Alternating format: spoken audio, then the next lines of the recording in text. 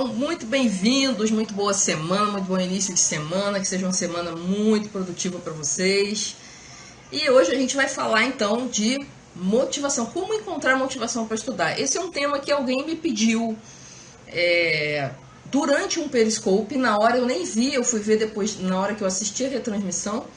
E não só durante um Periscope, mas em vários momentos, várias pessoas, alunos meus dos treinamentos, pessoas que visitam o blog e tal, esse é um tema bem recorrente, né? E a situação em geral a pessoa entende que precisa estudar para atingir determinados objetivos na vida, mas ela acaba que quando chega na hora H, ela não consegue encontrar forças dentro dela para estudar como ela deveria. E aí começa a procrastinação, né? Que é aquela famosa enrolação, você descobre uma coisa interessante na internet, apita alguma coisa no celular e tal. Então o seu cérebro vai criando situações para você fugir da situação de estudo. E eu tinha comentado no Periscope anterior, Facebook é danado, né? Eu tinha comentado então no vídeo anterior que a gente acabou encerrando porque a conexão caía toda hora, que isso acontece porque o nosso cérebro está funcionando direitinho. Se isso está acontecendo, o seu cérebro está funcionando bem. O que talvez não esteja funcionando bem é a maneira de você estudar. Vou explicar isso melhor. O nosso cérebro ele é um grande consumidor de energia no nosso organismo. Ele consome de 25% a 30% da glicose que a gente consome. Então ele realmente é um devorador de energia. Por causa disso, ele se especializou em economizar energia, porque senão ele seria mais gastador ainda. Então qualquer coisa que ele entenda que vai ser um desperdício de energia, ele começa a evitar. Então, por exemplo, raciocínio. Raciocínio é uma coisa que despende muita energia. Então, a gente procura evitar ter que entrar numa situação de raciocínio que, por exemplo, a gente acha que não vai dar em nada. Que a gente tem uma intuição que não vai dar em nada. Por exemplo, o problema é muito difícil, excessivamente difícil. Então, a gente olha para o problema assim, esse problema vai ser muito difícil. Aí bate uma preguiça. Por exemplo, se você recebe um e-mail e ele tem parágrafos grandes, assim, com 10 linhas, você tem uma probabilidade muito menor de ler esse e-mail do que se o e-mail estiver quebradinho de 3 em 3 linhas, mais ou menos. Pois é, isso eu sei porque eu mando muito e-mail, né? A forma como eu me comunico com as pessoas que me seguem é essencialmente e-mail. Tem outras formas, outros canais, por exemplo, aqui o Periscope e tal. Mas quando eu quero mandar uma mensagem específica, numa data específica, a minha ferramenta é o e-mail. E a gente estuda para fazer isso da melhor maneira, de uma maneira que as pessoas realmente abram e acessem a mensagem que a gente tem para passar. E a gente sabe essa coisa, né, de que você quebra o parágrafo. Por quê? Porque se o texto for muito longo, o cérebro já sinaliza, esse negócio vai me dar muito trabalho. Então a gente tem esses mecanismos são naturais e são bons para a gente nos poupar de gastar energia demais. Rede social ativa muito o mecanismo de recompensa, que está ligado à motivação. Jogos também ativam bastante os mecanismos de recompensa, e por isso que viciam muito, né? A pessoa fica naquele negócio ali e não quer sair e tal. Então tem um monte de coisas no nosso dia a dia que são construídas para atingir diretamente os nossos mecanismos de recompensa e outros mecanismos de funcionamento do cérebro.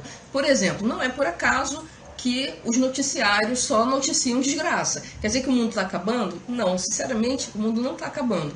Quer dizer que eles estão usando um fator de funcionamento do nosso cérebro. Nós respondemos com 3 vezes mais intensidade a uma situação de perigo, a uma situação de estresse, de nervoso, de uma sensação de perigo, né, do que ao prazer. Então nós temos reações muito fortes à dor e ao prazer, mas a reação à dor é 3 vezes mais intensa. Por quê? Porque isso é construído evolutivamente. Se você está num ambiente selvagem e tem de um lado uma fruta super saborosa, quer dizer, uma promessa de prazer, e do outro um leão olhando para você com cara de fome, você tem que tomar uma decisão ali. e sobreviveram mais aqueles que tomaram a decisão de fugir do leão ao invés de pegar a fruta para comer, certo? Então a gente foi construído para reagir muito intensamente à possibilidade de dor. Então a gente foge muito da dor. Então aí vem a procrastinação e tal. Por quê? Porque o estudo envolve, pelo menos na forma como a maioria das pessoas encara, envolve uma dor, um gasto de energia. E uma das coisas que eu vejo criando mais essa dor nas pessoas em relação ao estudo, por exemplo, estudo para mim não é dor, é prazer. Às vezes eu me pego num sábado, num domingo, estudando o dia inteiro, porque eu acho mal barato, eu tô aprendendo coisas novas e tal. Mas por quê? Porque eu tenho uma relação com o estudo completamente diferente. E eu trabalho alguns fatores que ampliam a motivação. Por exemplo, a autonomia. Eu tenho autonomia para escolher o que eu vou estudar e o que eu não vou estudar. Isso nem sempre é verdade para as pessoas. Às vezes você quer chegar num determinado patamar da sua vida e você tem que estudar algumas coisas que de espontânea vontade, de livre espontânea vontade, você não estudaria. E agora, tem um outro fator que é super importante, que é o que eu quero discutir hoje, que é a sua sensação de que está progredindo. Isso é um fator de motivação. Eu estou falando aqui de resultados de pesquisa em ciência cognitiva, tá, gente? Então, são 3 fatores fundamentais. Autonomia, sensação de que você tem algum controle sobre o que você está fazendo, que você está tomando algumas decisões, pelo menos algumas, se não todas. Essa coisa de você perceber que está progredindo. E a maestria, ou seja, quando você faz bem alguma coisa, quando você tem confiança naquilo, você vai para aquilo naturalmente, porque você está ativando o teu mecanismo de recompensa, né, do prazer mesmo. Isso é um mecanismo no cérebro, envolve hormônios e tal, neurotransmissores, aquela coisa toda. Então, eu quero falar da questão da sensação de progresso. A gente pode falar um pouco também da maestria, porque tá tudo muito... Pier aqui, eu acho que é Pier o nome. Eu tô com dificuldade para ler aqui, tá, gente? Tá muito miudinho. Então, a sensação de progresso. Então, como eu estava falando, o principal motivo que eu vejo as pessoas tendo uma relação ruim com o estudo e daí vir a procrastinação é justamente a falta de resultado. Quando a pessoa estuda, e de onde vem essa falta de resultado? Ela vem de uma maneira ineficiente de estudar. E é a maneira que a maioria das pessoas aprendeu na escola. Né? É uma maneira assim, ninguém te ensina o caminho das pedras, essa é a grande verdade. As pessoas querem que você fique marretando e acham que você nasceu sabendo como aprender. Eu não sei o que acontece. Tédio também é um outro aspecto, tá? Mas tédio é quando você não consegue se relacionar com aquele assunto e aquilo, ou a maneira como ele é apresentado às vezes é muito chato. Então tem esse lado do tédio também. Mas eu acho que a questão da falta de resultado é o que desmotiva mais. Porque eu estou partindo do princípio que a pessoa já entendeu o que ela precisa estudar. Ela tem uma meta, por exemplo, ela está estudando para o vestibular, está estudando para um concurso, ela está fazendo uma faculdade, ela sabe que precisa aprender aquilo. Mas ela não consegue no dia a dia, na hora do vamos ver, sentar para estudar. E aí quando vê, tá em cima da prova. Aí ela tem que virar uma madrugada, que é péssimo, né? Péssimo de todos os pontos de vista possíveis, né? Porque o sono é muito fundamental para você aprender e para você produzir depois na prova. Então, assim, a pior coisa que você pode fazer numa prova, numa véspera de prova, é virar a madrugada estudando. Mas enfim, as pessoas caem nessas situações porque procrastinam, porque tem uma relação ruim com os estudos, porque estudar é uma coisa chata, uma coisa que demanda energia e o cérebro não quer e você não tem hábito, porque hábito é uma outra maneira de você diminuir a quantidade de energia necessária para você tomar a decisão de sentar para estudar. Então essa é uma outra coisa. Mas a questão do resultado, você tem que começar a criar os seus resultados. Como que você faz isso? Bom, primeiro você tem que medir, porque você não pode esperar a prova, né? Se eu melhorar na prova é porque eu tive o resultado. Primeiro porque isso demora muito. Às vezes você tem 2 provas por semestre de uma determinada matéria. E como é que você vai saber que você está progredindo? Como é que você vai sustentar a sua motivação 2 meses até fazer a prova e saber se realmente o seu estudo resolveu alguma coisa? Então você tem que ter medidas diárias, semanais e tal, do teu progresso. E não necessariamente é baseado numa prova. Você pode, no caso de uma pessoa que estuda para concurso, ela pode fazer simulados e ver se aqueles resultados estão melhorando. Mas você pode, por exemplo, uma coisa que motiva bastante é você conseguir estudar pelo menos X páginas por dia ou resolver Y problemas por dia. E você anotar isso. O simples fato de você anotar de alguma maneira, pode ser num softwarezinho de celular, pode ser numa jarra. Uma ideia que eu dou algumas vezes para os alunos é o seguinte: você tem que tangibilizar o seu progresso, ou seja, tornar tangível. Então você pode ter um pote de vidro onde cada vez que você executa uma determinada coisa, atinge uma determinada meta dentro dos teus estudos, você vai lá e coloca um pedacinho de papel colorido, um post-it colorido com o que você fez em bola e coloca lá. Pois é, funciona com leitura de um livro aqui para o Joelson, quer dizer, você se motiva, poxa, eu estou conseguindo estudar tantas páginas por dia, eu estou conseguindo ler um livro por semana, então esse negócio está funcionando mesmo e tal. E, por exemplo, se testar também, você pode usar um software como o Anki, que é um software de perguntas e respostas, né? Os famosos cartões em que você escrevia de um lado, cartão de papelão que se usava antigamente, né? Você escreve a pergunta de um lado e vira, e do outro lado tem a resposta. Então você usa aquilo para estudar. Você olha a pergunta, tenta lembrar. Esse processo de tentar lembrar é fundamental para você segmentar a sua aprendizagem e depois você confere para ver o que você acertou, o que você errou. Isso é muito usado, por exemplo, em estudo de vocabulário de línguas. E para matérias que são muito conceituais e que você tem que memorizar muitos conceitos e tal. Mas principalmente para línguas. E você tem softwares, dezenas de softwares que te ajudam a construir isso mais rápido e com mais riqueza de detalhes. Então, por exemplo, em construção de vocabulário de línguas, você pode botar uma imagem, você pode botar o som da palavra sendo pronunciada, então tem milhares de coisas que você pode colocar. O Anki é um software gratuito, é muito interessante. Ele só não é gratuito a versão para iPhone, a versão para os sistemas operacionais da Apple em geral. Mas a versão para Android é gratuita, a versão desktop é gratuita e tem uma versão web também. Então você tem uma série de opções gratuitas aí para usar, para poder... E aí você pode, por exemplo, ver que você está conseguindo estudar X cartões por dia. Esse tipo de coisa vai criando aos poucos na sua cabeça a ideia de que você está progredindo. E aí vem a coisa do resultado. Você começa a ver que você está tendo resultado. Porque tem essa ideia de progresso. Isso é uma coisa muito, muito fundamental na motivação. Se você não mede, às vezes você até está progredindo de uma determinada perspectiva, mas não está conseguindo enxergar. E quando você não consegue enxergar, você perde a motivação para aquilo. Então, encontrar maneiras de enxergar o seu progresso é uma coisa muito, muito, muito motivadora. É onde você encontra a motivação. E você pode começar pequenininho. Por exemplo, teve uma pessoa que uma vez me perguntou assim: poxa, mas eu trabalho o dia inteiro. Eu acho que era até um médico. Eu trabalho o dia inteiro e tal. Quando chego em casa à noite, estou exausto. De onde eu vou tirar forças? Bom, se você está muito cansado, você realmente não vai render tanto assim. Mas e se você tentar estudar meia hora por dia e ir medindo o progresso? Porque aos poucos isso vai ganhando tração, porque você começa a se empolgar com a medida do progresso. Experimenta fazer isso com qualquer coisa que você estude. Começa a medir quanto você está fazendo todo dia. Quantas páginas, quantos exercícios, quantos minutos, qualquer medida é válida, tá?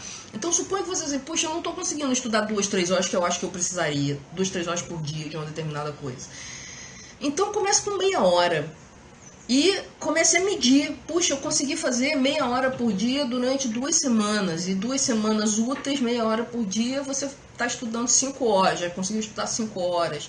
Aí você começa a pensar, puxa, o que eu já aprendi aqui? Por exemplo, dá uma passada nos cartões que você fez lá no Anki e ver, puxa, esse conceito eu lembro, isso eu também lembro, isso eu também lembro. Esse tipo de coisa vai aumentando a sua motivação pela via do resultado. Puxa, eu estou obtendo resultado. Essa atividade afinal de contas, não é inútil. Essa atividade está ativando algum prazer em mim. Então, essa era a dica que eu queria dar sobre motivação. Tem muitas coisas para falar sobre motivação, viu, gente? Mas essa coisa de você medir o seu progresso, para que você possa ver concretamente o seu progresso, é uma das coisas mais eficientes que eu conheço. Tá? E não precisa esperar que alguém vai te dar a nota. Lembra da questão da autonomia? A questão da autonomia é outra, que é muito importante para você se motivar para fazer qualquer coisa, não só para estudar. Você sentir que tem algum controle sobre o processo é importante. Então, se você não pode escolher a matéria que você vai fazer na faculdade, pelo menos você pode escolher a forma como você vai estudar essa matéria, o quão fundo você vai nela. Porque venhamos e convenhamos, você vai fazer um curso de graduação. Vou falar de uma graduação que eu conheço bem, que é a graduação de computação. E dentro da computação, você tem várias linhas que a pessoa pode seguir. Então tem o cara que ele gosta mais de programar, tem o cara que gosta mais de mexer com redes, sistemas operacionais e coisas assim. Então, tem o cara que é apaixonado por banco de dados. Então o que vai acontecer? Ele vai gostar naturalmente das matérias que estão relacionadas àquele assunto com o qual ele se identifica mais. E aí ele começa a ter dificuldade com as matérias que não estão muito relacionadas com aquele assunto, né? Mas, se você quer se formar e trabalhar um dia naquilo que você escolheu, você tem que fazer todas as matérias obrigatórias, quer você goste delas ou não. Mas uma coisa que você pode fazer, que está em seu poder, é decidir, não, eu vou fazer por essa matéria só até aqui, só o suficiente para realmente atingir lá o resultado e passar nessa matéria. E nessas outras eu vou me super especializar, vou sair da faculdade sabendo muito disso aqui. Isso é um tipo de controle que você pode ter, não tem nada de errado com isso, tá? O seu professor da matéria que você escolheu deixar meio de lado não vai concordar com você, tá? Ele não vai gostar, porque todo professor acha que a sua matéria é fundamental, é a mais fundamental de todas, tá? Então, obviamente, isso é natural e tal, mas você não precisa agradar todo mundo, né? Seu papel não é esse, seu papel é decidir o que é melhor para a sua vida. E quando você assume esse controle de tomar a decisão consciente a Mila tá falando que voltou no tempo agora, porque ela fez matérias da computação comigo, lá no presencial mesmo. Pois é. Então, é claro que se um aluno não estava se dedicando à minha matéria, eu ficava brava com ele. E isso é natural, né? Porque o professor é apaixonado por aquilo. Ele acha que aquilo é a coisa mais importante do mundo. E todo professor vai achar isso. Por exemplo, ele passa muito tarefa. E ele acha que só a matéria dele é que tem tarefa. E às vezes o negócio fica meio difícil de gerenciar, tá? Então, mas isso é uma coisa que acontece, é natural e que você vai encontrar. Mas você pode tomar, e se essa decisão é consciente, você fica tranquila com ela. Você fica tranquilo com essa decisão. Olha, eu sei que nessa matéria eu não vou tirar boas notas, o professor nem vai me olhar com muito bons olhos, mas eu vou usar essa energia para me dedicar àquela coisa que eu acho que é mais legal e paciência, né? Ou, se você tem um pouco mais de energia, você tenta usar algumas dessas técnicas. Tipo, eu vou tentar encontrar nessa matéria alguma coisa que é interessante e que está relacionado com essa outra que eu gosto.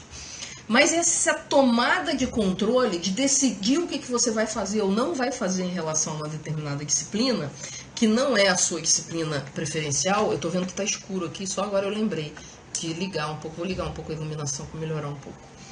Ela, já por si só, ela já é motivante. Tá? Mas a dica fundamental de hoje é a do resultado. Procure medir o seu resultado. Quando você consegue obter resultados concretos, mesmo que eles sejam pequenos, não importa, você vai obtendo e medindo e vendo na prática que a coisa realmente está agregando na sua vida. Você tem uma pergunta aqui, eu vou responder essa daqui a pouco. Então, à medida que você vai vendo esse resultado, o teu cérebro vai desbloqueando e para de ficar procurando fugidas, né? Ficar procurando fugir da situação de estudo. Então, você vai criando uma relação mais prazerosa com o estudo e a motivação começa a aparecer. Uma pessoa me perguntou se uma matéria deve ser estudada mais de 2 horas por dia. Olha, geralmente concurso tem muitas matérias. Então, cientificamente falando, o ideal é você estudar menos tempo e em mais dias separados. Então, por exemplo, O que é mais eficiente? Você estudar 2h30 numa tarde qualquer, ou você estudar meia hora por dia, o mesmo assunto? Já foi provado por diversos experimentos que estudar meia hora por dia o mesmo assunto é muito mais eficiente. Então você está usando a mesma quantidade de tempo para aprender mais e melhor. Então é mais interessante você dividir mais. Claro que não pode picotar demais porque você começa a perder a concentração. Mas eu acho que meia hora é uma medida legal, às vezes 1 hora, porque tem gente que gosta de ficar mais tempo, gente que tem mais pique de estudo, às vezes gosta de ficar mais tempo. Mas o ideal é variar, até porque você às vezes está trabalhando um assunto que mexe muito com uma determinada área do seu cérebro e aquilo começa a se esgotar, a se cansar. E se cansa muito rápido, tá? Por isso que tem as questões de aprendizagem espaçada, que você deve dar 10 minutos a cada meia hora, no máximo 50 minutos de estudo, você tem que dar pelo menos 10 minutos de descanso, porque senão o teu cérebro começa a perder muito em desempenho. Então, eu não recomendo você pegar uma matéria só e dedicar ela 2 horas, aí no dia seguinte pega outra e dedica 2 horas. Não, pega 1 hora de uma hora de outra, 1 hora de outra, dentro desse, sei lá, se você tem 2, 3 horas por dia, divide melhor esse tempo, faça intervalos entre uma e outra, intervalo mesmo, tá? Não vale fazer intervalo para dar uma revisadinha numa outra matéria que não estava no programa, porque aí você não está dando descanso para o seu cérebro. Você tem que se espreguiçar, tomar uma água, eventualmente fazer um lanche, dependendo do horário, caminhar pela casa, pelo quintal, se você mora numa casa e tal, dar uma paradinha de 5 a 10 minutos, porque isso vai aumentar muito o teu rendimento. Se você se habituar a cada X minutos de estudo, você levantar, se espreguiçar e não sei o que, você aumenta a sua produtividade também. Isso é uma outra coisa que você pode medir. Quantos módulos desse eu fiz por dia? Eu tinha 3 horas para estudar e eu fiz 6 módulos de 25 minutos com 5 de descanso. Aí você mede lá, puxa, eu estudei 6 blocos, 6 coisas diferentes. Isso dá uma motivação, puxa, eu fiz coisa pra caramba. É real isso, gente. Fica achando assim, é viagem. Não é viagem, é real. A gente processa as coisas dessa maneira. Sim, é bem válido você intercalar uma coisa mais conceitual com uma coisa mais prática, até porque o prático ele é mais motivante e o conceitual, geralmente, né, depende um pouco das características de cada pessoa. Então o prático ele te acorda um pouco, aí o conceitual ele já é um pouco, geralmente é um pouco mais pesado, né? O prático já é mais animado, depende, assim, estou dizendo, pelo menos eu tenho essa relação, em geral as pessoas têm essa relação, são mais motivadas para pôr a mão na massa e ver a coisa funcionar do que para o estudo conceitual. Então é bem legal essa coisa, tanto que as escolas fazem, né? Isso é uma das poucas coisas que as escolas fazem direito. Elas não colocam uma aula de química, outra de física, outra de matemática no mesmo dia, porque sabe que os alunos não vão dar conta. Então elas botam uma de história, outra de matemática, aí a outra de educação física e assim por diante, tá? Então a ideia é você... E aí você vai medindo quantas vezes, quantos intervalinhos você deu, quantos bloquinhos você conseguiu estudar. Isso é tudo coisa que você pode medir para aumentar a sua motivação, tá? Então essa é uma dica que eu acho muito bacana, muito eficiente para você aumentar a sua motivação. Quem está chegando agora, porque eu vi que aumentou um pouquinho aqui, dá uma olhada no replay que eu vou ter que parar agora. Eu estou bem em cima da minha hora aqui, tá? E eu espero que vocês tenham gostado. Deem aí os coraçõezinhos para ver se eu estou no caminho certo. E amanhã a gente vai ter mais Aprendiscope, tá certo? Sim, eu queria falar uma última coisinha. É que a minha amiga Márcia Daniela, professora de inglês, que eu já falei algumas vezes dela aqui no Aprendiscope, inclusive ela de vez em quando aparece no Aprendiscope, participa e tal. Ela tá começando... tá aqui!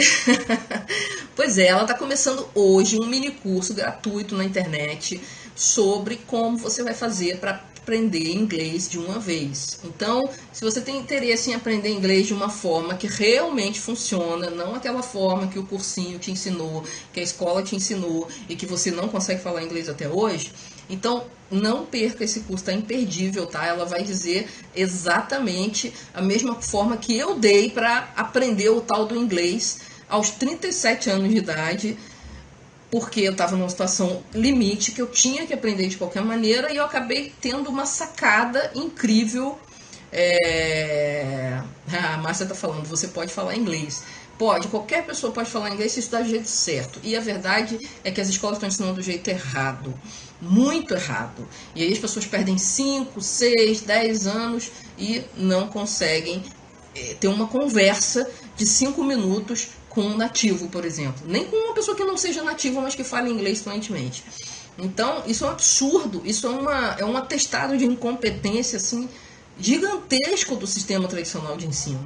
Eu não conheço uma área da aprendizagem em que o fracasso seja tão escandaloso quanto na área de aprendizagem de línguas. E não precisa ser assim. Tem uma forma direita, correta de você aprender inglês e chegar à fluência rápido. E eu estou falando assim de meses, eu não estou falando de anos. Você não precisa de anos para conseguir fazer uma viagem e ter uma conversa com as pessoas. Você não precisa de anos para começar a entender os seriados na televisão. Tá? Você precisa de muito menos do que você imagina. E a Márcia é uma das poucas pessoas no Brasil que sabe esse caminho, que ensina por esse caminho. Tá? Então eu sugiro que você vá lá. Já tem gente que está dizendo que já está matriculado no mini curso. Tá? Eu vou colocar no Facebook, eu não tive tempo. Quem está na minha lista de e-mail vai receber um e-mail, se já não recebeu. Tá? Eu mandei em lotes, então algumas pessoas já receberam, outras ainda vão receber. E se você não está na minha lista de e-mails, você espera um pouquinho, mais à noite eu vou colocar no Facebook, tá bom? O endereço para você fazer o mini curso da Márcia, que vale muito a pena. Beleza? E a Márcia tá falando assim, quando você assistir, deixa o seu comentário lá sobre o que você achou da aula dela, tá? Que é importante para ela ter esse retorno para saber o que vocês estão, como é que vocês estão sentindo, percebendo aquilo que ela tá passando. Mas o Eduardo tá falando que tá cheio de expectativas, que legal. Olha, o método da Márcia é muito legal, você vai ver que tem algumas pessoas lá falando que fizeram o curso dela e estão falando lá dos resultados, muito bacana mesmo. Então, tô dando essa dica aí pra vocês e eu vou ter que sair rapidinho porque realmente tá na minha hora, tá bom? Então, espero que tenha sido legal pra vocês. Vocês coloquem em prática essa dica sobre melhorar a motivação. Pega uma coisa, uma matéria, um assunto e começa a medir uma medidinha só, qualquer coisa, número de páginas, tempo que você fica, quantas vezes por dia você pega naquilo, qualquer coisa que você queira medir, uma coisinha, uma matéria, uma medida. E faça isso por umas 2 semanas e você vai ver que a sua motivação para fazer aquilo vai aumentar naturalmente, tá bom? Depois você me conta, ou por e-mail, ou lá pelo blog e tal, como é que foi essa história, ou até por aqui mesmo em outro Aprendiscope, tá bom?